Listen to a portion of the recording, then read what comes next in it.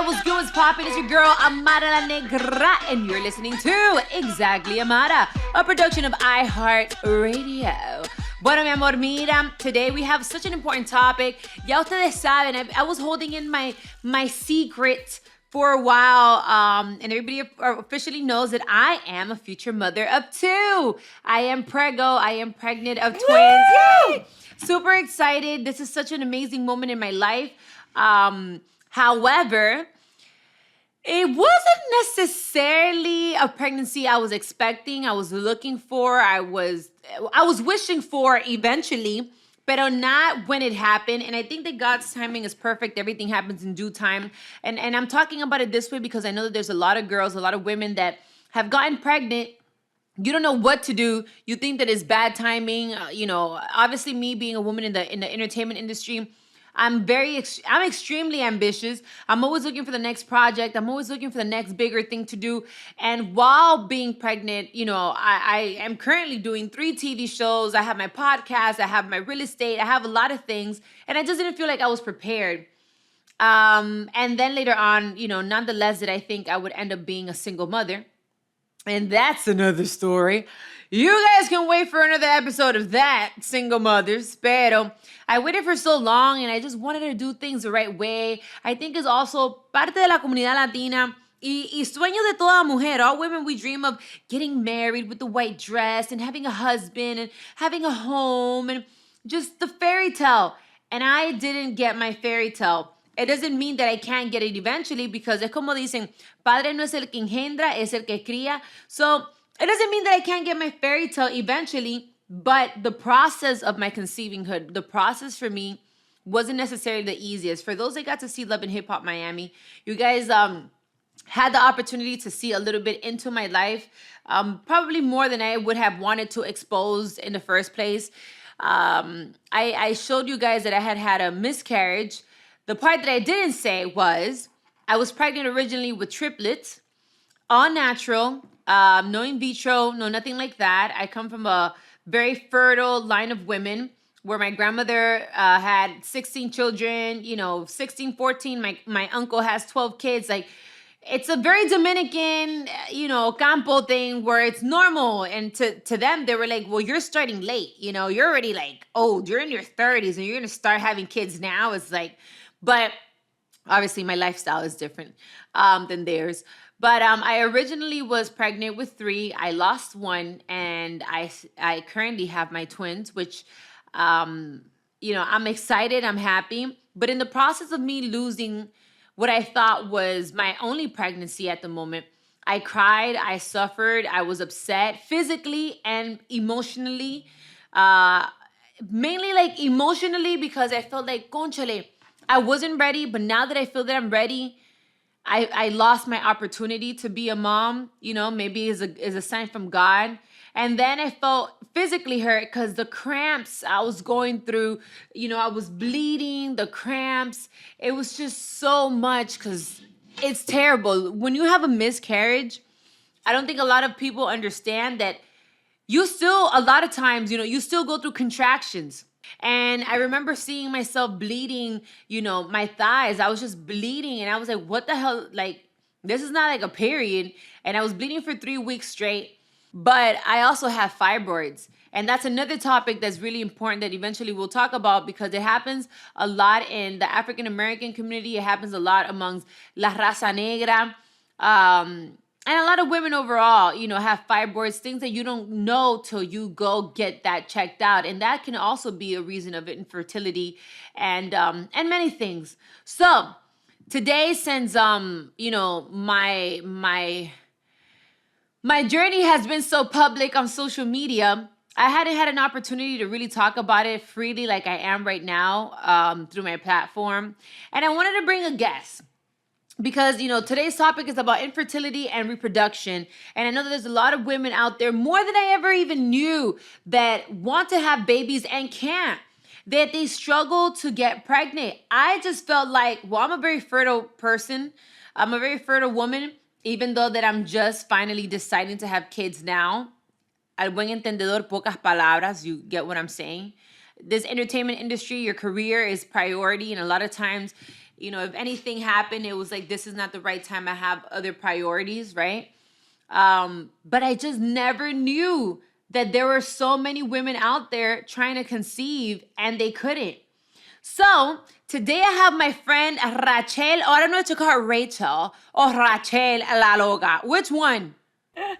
Lo que sea, mi amor. Bueno, hijas, tú sabes aquí. Rachel, Raquel, la loca, yo. Exacto, tú sabes que nosotros aquí hablamos mucho Spanglish. Entonces, estoy con la loca. Mira, if you guys didn't know, ella es espectacular. She is amazing. She has such an amazing spirit, her energy. I love what she's doing. Ella es actriz. She's a producer, a writer, a podcaster. She's also from Brooklyn, gang, New York, Dominicana and Jewish American. ¿Es verdad? ¿Qué liga, mi amor? ¿Qué mezcla esa la tuya? Es verdad, Dominicana. I had never had a Dominicana before, but I love it. She also is a women's activist. I love women that are doing other things to support and empower other women that struggle with infertility and reproduction rights. Así que, my love, thank you so much for coming in today. I am so grateful to have you. I mean, I don't even know where to start. Where are you? Oh, right now I'm in New York City, repping the Upper East Side. I rep Brooklyn hard, but, I'm living in Manhattan now. I'm in my crib. This is my little corner. I don't have an office. I don't have a big apartment. It's New York City, so I have a little nook where I do my podcasting from, just like 2 walls. That's it. But it's so nice to be here, and I want to shout you out, Amara, for taking on the challenge of talking about this subject matter, which we're told to not talk about it for the most part, right? Our culture teaches us that it's taboo, that miscarriages are your own secret, something that you deal with. But when I see other women like yourself using their platforms to elevate the conversation, it's huge. You're moving mountains. These are the dialogues we need to be having because they make us stronger and more educated. And I'm so sorry for everything that you have gone through. You're an inspiration. I've been following your story. We had you on the Latinos Out Loud podcast years ago when you just hit Love and Hip Hop. And I knew from your energy what a beautiful person you are in and out. And I'm so proud of you. You're really doing it. And you're doing it for women. And I'm an open book.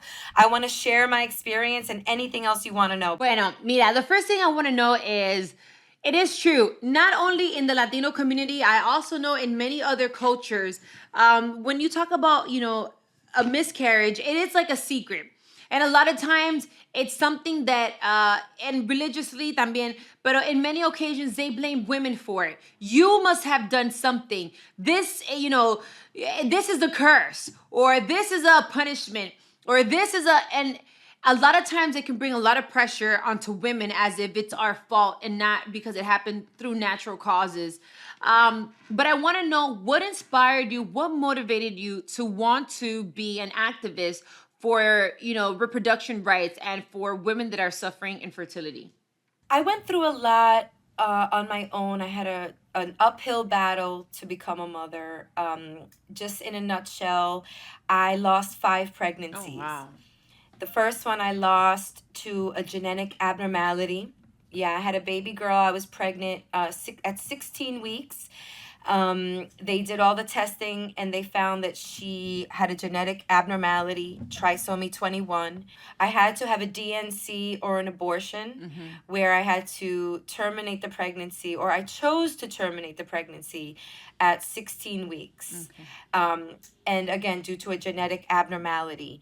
What would have been some of the things, the effects? So a trisomy is when there's an extra chromosome. And so on the 21st chromosome, baby girl had an extra one. And that is an anomaly. It's a genetic abnormality. And it's funny you say, blame. For a long time, I was blaming myself. I was like, this must have been my fault.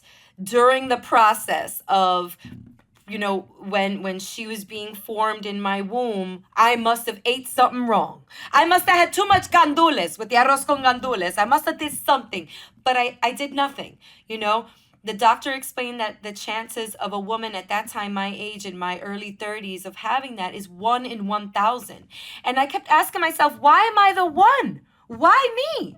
But then after thinking about it and injecting faith into the situation, I realized that I had to be the one.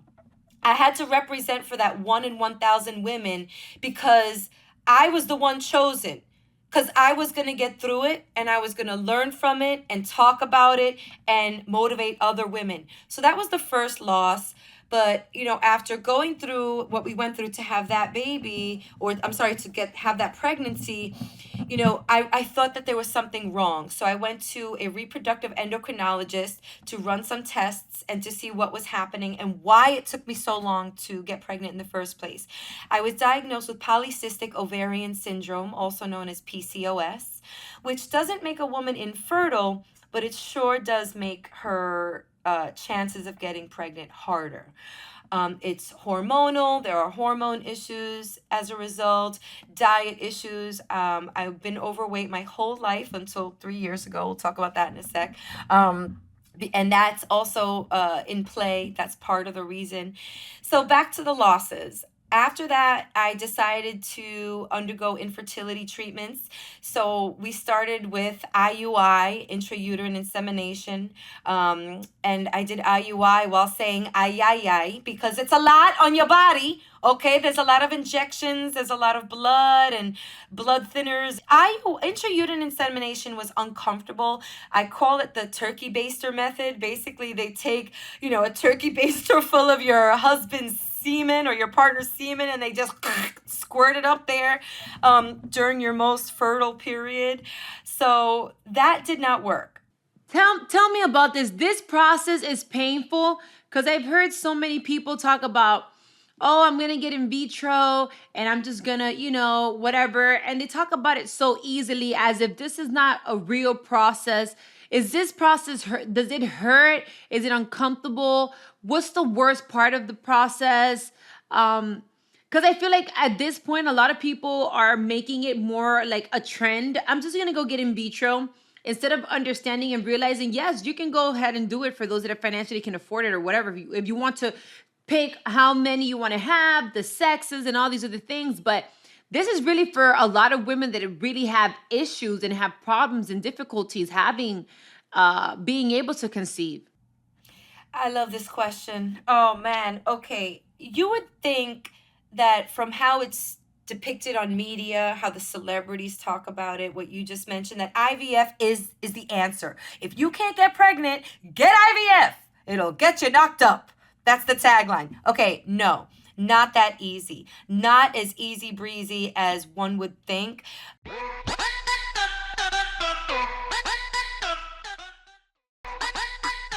I'm going to answer this part of your question first. The hardest part of IVF for me was the emotional roller coaster. Okay, the thinking that, okay, this is the solution. I've tried everything else and I'm here to get pregnant. Go ahead, reproductive endocrinologist, get me pregnant. So after the first egg transfer, I remember sitting in recovery, and the doctor came up to me and said, guess what? Right now, at this very moment, you're pregnant. You have an embryo that I just put inside that I hope sticks to your uterus. So you're pregnant right now. And I started having a fiesta. I started partying in the recovery room. I'm like, I'm pregnant. I'm pregnant.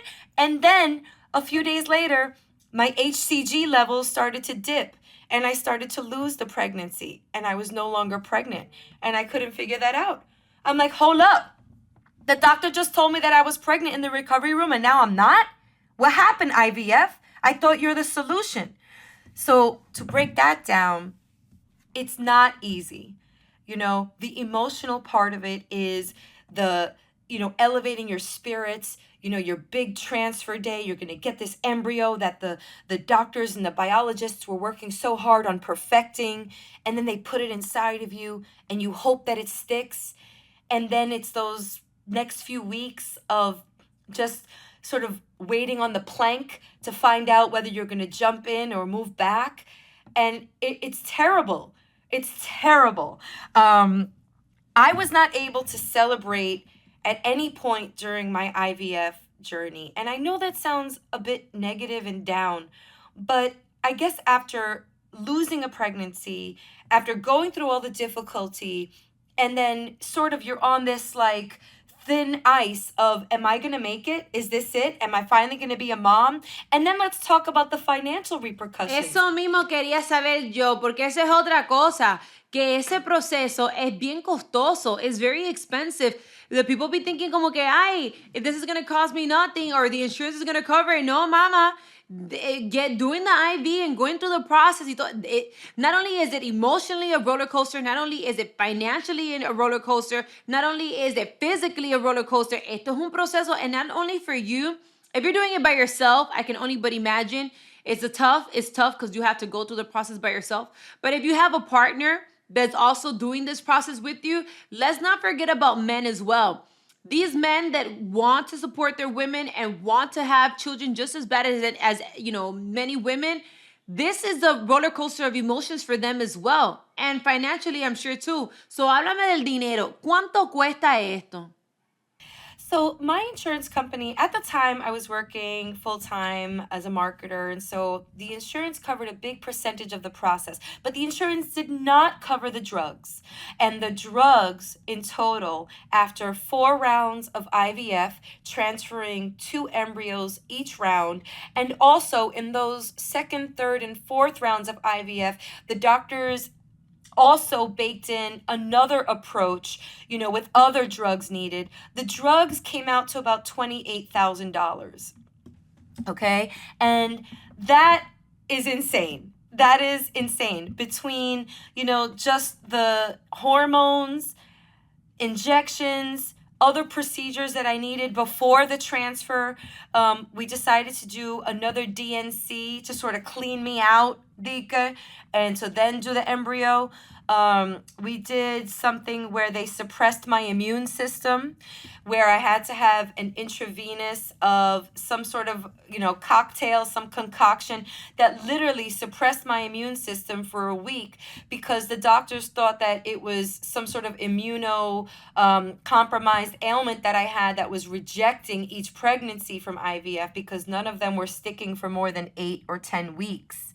At that point, I told my partner, my husband, I was like, yo, since we gave up on the procreation thing, could we start having sex again? Like, we stopped doing that because we were so keen on having a baby that we almost lost the love part of making love. Right. So after IVF, we decided to chill. And then I needed some faith, Amara. I just felt like I wasn't praying the right way. I felt like I wasn't connecting with God the way I needed to. And so I took RCIA classes and I became baptized, confirmed, and I received all my holy sacraments in June of 2014. And please, my dad was like, what do you mean? You're leaving the Jewish religion? You're not going to be a Jew anymore? What are you talking about? I already bought you a plot in a Jewish cemetery. So that all was a whole other family debacle. And 3 months later, almost to the day, I got pregnant naturally with my now 6-year-old son, Donovan. Mentira, you're lying. After all of that, te lo juro. Wow, te lo juro por mi madre. Amen. After 3 rounds of IUI, 4 rounds of IVF, such a blessing. And, all I needed was faith. Faith, and sometimes I also think that from stories that I've heard in the past, a lot of times, es como dice mi mamá, sometimes you want things so bad and you're looking for it so hard and that's when it won't come. Sometimes you just have to chill and let God do its job and let it happen naturally and just let it flow, because sometimes you think that you're ready and you're really not. And God is just testing you. He's testing your faith. He's testing your body. He's just testing you. I mean, for those that are religious, for those that have faith, for those that believe, and if for those that don't, bueno, sometimes there's also lessons. And it todo depende how you take it. You know what I'm saying? It really depends on how you just view what has happened to you. But something that I want to talk to you about, primero que todo y antes que nada, that is more than proof that que Dios existe. te dio tu bebé, what you wanted so bad after so much money, after so much effort, after so much emotional roller coaster, after all those things, Papa Dios gave you your baby. Pero why do you think that this is such a taboo topic in the Latino community? Why is like infertility is such a thing? And I also think that sometimes Latinos, well, las abuelas y las mamás sometimes can be very like insensitive. Como que I don't know. I feel like why aren't we having these conversations the same way that we teach our daughters about their periods and we teach about them, cuídate el toto and all these things? Why don't we also talk about if you get pregnant, right? If you get pregnant, these are the things that are going to happen to your body. And there's a possibility you might have a miscarriage. And this is what a miscarriage is. And this is what it feels like. And this, why don't we have that conversation? Why is there so much ignorance in the Latino community when it comes to this? Well, look, I think it's up to people like you and me to change the dialogue and also let other women know that it's okay to talk about it. I was also taught, not, and it comes from a loving place. I think it's for our own protection. I think our mothers and grandmothers and tias, they were taught to keep it under wraps because maybe it's something that would tarnish an image or, I'm not sure what they were trying to protect. But I've always been vocal about my life. I've never felt the need to not say something, whether it's chicken pox or infertility. You know what I'm saying? Because I want to hear stories and experiences from other people because that'll help me with my journey. Eso es súper fuerte. And women that have been blessed with having children and being very fertile may not necessarily understand the struggle and the pain and the suffering and the everything that we've been talking about. So how do you feel, and I know this is very sensitive, but how do you feel about these laws that they're making for women, those that are pro-choice, pro-life? How do you feel about these laws? Should we have these laws? What should be done? What shouldn't be done? What is your perspective on it? Okay, I'm angry. I'm angry. It angers me when there are lawmakers out there who think that they're in charge of our motherfucking bodies. Preach. These are our bodies, Yep. okay? Now, for example, when I was going through the genetic abnormality and I'm trying to understand what could happen through this pregnancy, the baby could make it. The baby could be stillborn. The baby could not develop a ventricle of her heart and require open heart surgery upon birth. These are all the things that we have to educate ourselves. Now, if I didn't have the choice to terminate that pregnancy, I could have ended on any of those roads with a stillborn, losing it later on in the term, like third trimester, second trimester. But also putting your life in jeopardy, because that's another thing. A lot of times when they talk about these laws, they talk about the babies, and this and that, the fetus, all these other things. But we must understand that a pregnancy is not just as light as people think. You're putting your whole life on the line. Like even you giving birth to a child that may come with some type of difficulties and issues. There's so many women these days, y toda la vida, that have died in those beds giving birth to their children, which obviously they shouldn't have to. But también we have to think about, the women behind these children. It's not just about the fetus or the child, it's also about the mother. A lot of these pregnancies can be very risky. And for example, my mother died for like a minute or two, and they literally had to bring her back to life while she was giving birth to me. So, not a lot of women get to make it back. And I do definitely agree that no one should be making laws, like legal laws for women's body, nonetheless men. Because ustedes no paren, ustedes no tienen ovarios, so you guys don't have the rights to say what should happen and what shouldn't happen with women's life. And a lot of times, mira, por ejemplo, I am in the Dominican Republic right now, in one of my Airbnbs, and aquí en la República Dominicana, it's illegal to, have abortions.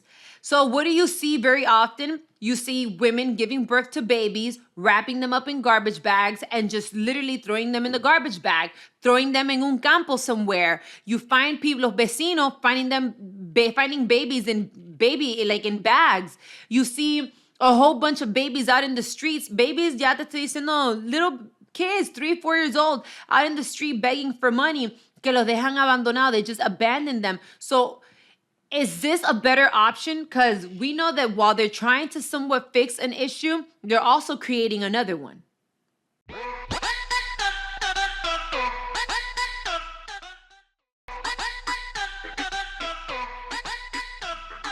Yeah, I just think we have to talk more. We have social media now. We have our own platforms. Doesn't matter how many followers you have. Everybody can make a difference in their own world, in their own right. You know, I'm trying to move the needle right now. Aside from show business, I'm doing some work with the American College of Obstetricians and Gynecologists, better known as ACOG. They also have a ton of resources on their website. If your listeners want to find out more, go to acog.org. I'm working with them to develop a perinatal anxiety toolkit for medical professionals and also for common Jose and Josefas like us, because, like, to your points, there is a miseducation, in some cases, no education at all, about the things that affect us around pregnancy. Not only pregnancy, perinatal anxiety, postpartum, okay, depression. There's so much research coming out of this report and study that it's mind-blowing. There are early signs that our gynecologists and obstetricians can pinpoint to tell us whether or not we're more susceptible of perinatal anxiety and depression, you know? And this is even pre-pregnancy. Like, these are the things that our doctors need to be equipped with. This is the information that we women need to be equipped and armed with, because as women, as guerreras, nobody's gonna do it for us. They're just gonna tell us, don't talk about it. Keep it to yourself. And we have to do the contrario. Get on your socials, join the organizations, you know, talk about the rights that we deserve to your friends, to your network, on a podcast, like donde quiera. But it's our job to talk about it and to elevate the conversation. Mira, I am so grateful to have you today, because this information is really going to help a lot of women. A lot of women out here feel like they're by themselves. They don't know what to do. I've had so many people DM me through my Instagram account telling me about their miscarriages and, you know, how tough it's been for them to conceive. I myself feel very blessed. Like I said before, I never saw myself as a single mother going through this process by myself. I'm trying to figure out what's happening with my body. My breasts are getting bigger. My nipples are getting bigger. You know, my stomach, I'm getting ligaments, you know, stretching in my uterus. Yep. And I'm like, Mom, what is this? Entonces, because I have to, you know, I have on one side, I feel the kicking and the pushing, and I feel on the other side. And it's just a lot going on in my body right now. It's my first time. If this is me now, I can't imagine once my tummy gets bigger. And I can't even imagine how it would have been if I hadn't lost my third baby. I feel blessed. I feel honored. I am grateful that I at least have my mother to be in this process and this journey with me, which a lot of women don't have anybody to guide them. And I'm so grateful for women like yourself that are being open, and you're sharing your story, and you're empowering other women as well. And you're using your platform. You're using every single tool that you can to help other women. I want them to know where they can follow you. Where can they get more information if they want to get in contact with you? Definitely. And I also respond to all the DMs. People reach out to me about my weight loss and how I did that and my story of infertility. And I'm an open book. You can reach me at Rachel La Loca, Rachel La Loca. And my podcast is Latinos Out Loud. We're on all the platforms. Amara was a guest on our podcast, so check out that episode. Thank you so much for having me on the show. Of course. Thank you so much for coming through and sharing your story and your experiences. I definitely am more proud of you now that I know your story and how strong of a woman you are. En todo el sentido de la palabra, you are amazing, and we need more women like you that are willing to be open and share their stories. Guys, don't forget to rate us and share this podcast with every single person that you know. If you know someone that is going through infertility or is going through IVF or is going through whatever in vitro, that is going through whatever process right now, please share this podcast with them because this has been very informative, educational. This has been an important conversation. And we need to share it. This is the only way that we can get better is if we share. So make sure to share this podcast with everybody that you know. Remember to rate us 5 stars, mi amor, porque este programa es 5 estrellas. We talk a little bit about everything, but then we also hit them important topics as well. This has been a production of iHeart's Radio My Cultura Podcast Network. And for more podcasts from iHeart, visit the iHeart Radio app, Apple Podcasts, or wherever you listen to your favorite podcast. This has been your girl, Amara la Negra. Muchísimas gracias, mi reina, como dice, la loca divina fabulosa, for coming through today. And I'm so grateful for you. I wish you nothing but the best. Muchas bendiciones and blessing to your babies, your miracle babies, your rainbow babies. Que Papa Dios los bendiga muchísimo. Your husband for being a support system to you, because we need more men like that are going to stand up and are really going to support their women through this journey, through this process. I hope that you continue to help more women like myself. And thank you so much for joining. Y mi gente, you already know, we're here every Thursday on My Cultura Podcast Network on Exactly Amara.